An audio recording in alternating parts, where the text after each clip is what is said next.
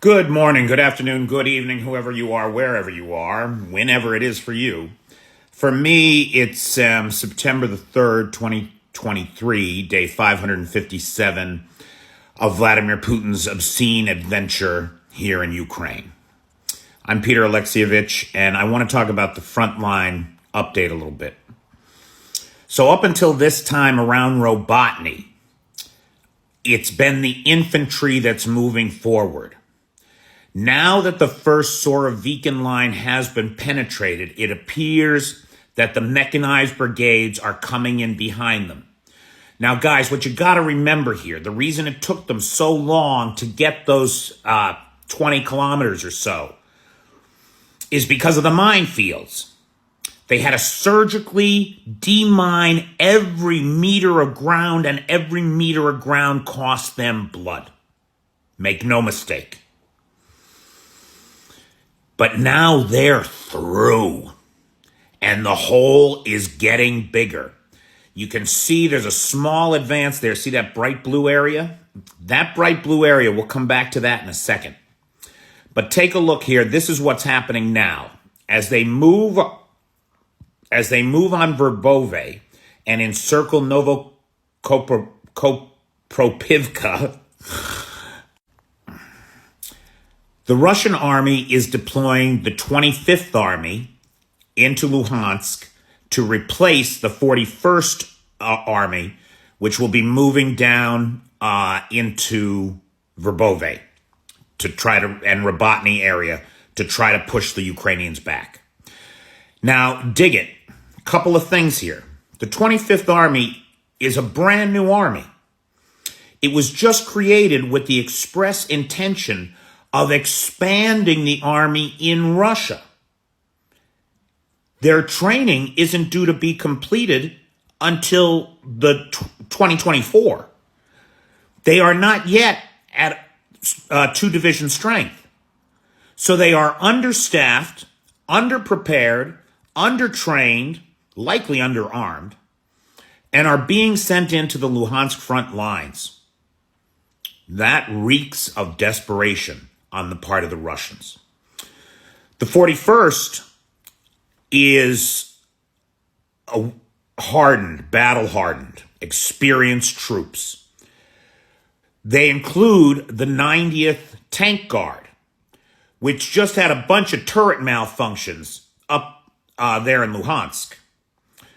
So they are badly battered and diminished as a fighting force. And now they got to trek 400 kilometers across the country to engage in a new battle after 3 months of nonstop battle up in Luhansk. That's a tough one for anybody.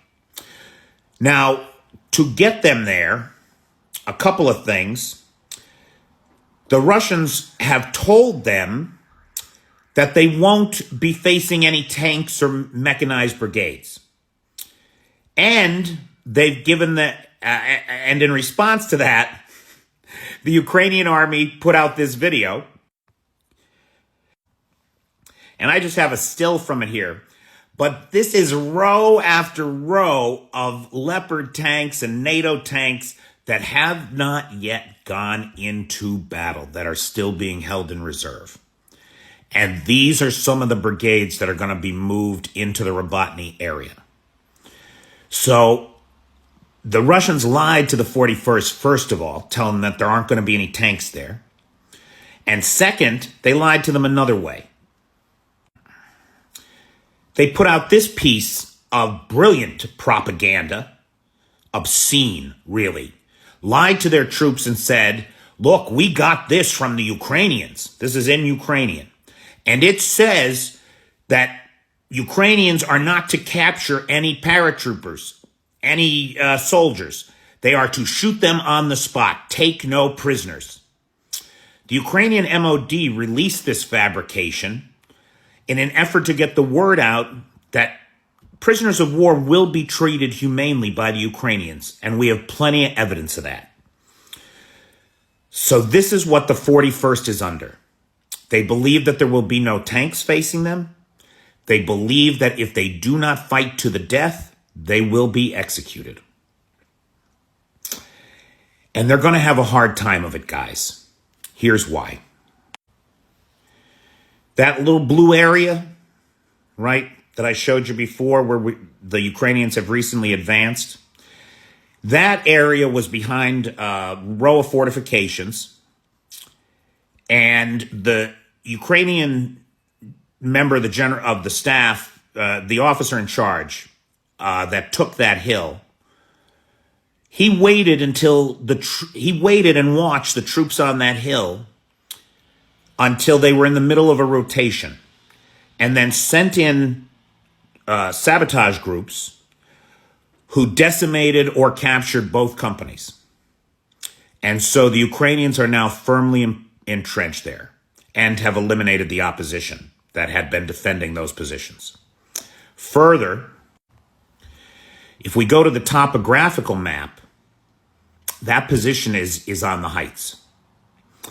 That means that when the 41st comes into the valley, they're going to be facing artillery, mechanized brigades, and the Ukrainians in fortified positions on the heights above them. It is not going to go well for them. They're coming in force, but I don't see how it's going to go well for them. In the meantime, the Ukrainians continue to push on Novokoprokivka.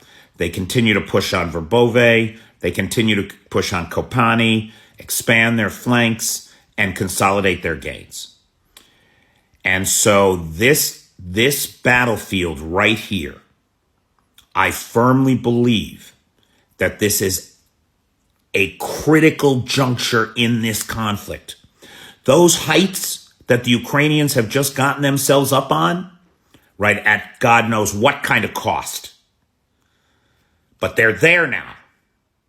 And from those heights, those hills that you see there, they run south to Tokmak. And they will give the Ukrainians fire control over every road in and out of Tokmak. And without free movement on those highways, the supplies that the front line depends on from Tokmak will cease. And the Russian offensive in the south will wither on the vine. I firmly believe that that's how the next month is going to play out, guys. Let's watch it. Let's see what happens.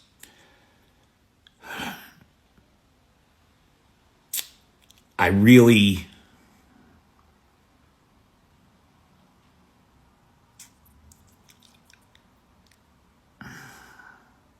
Slava Ukraine.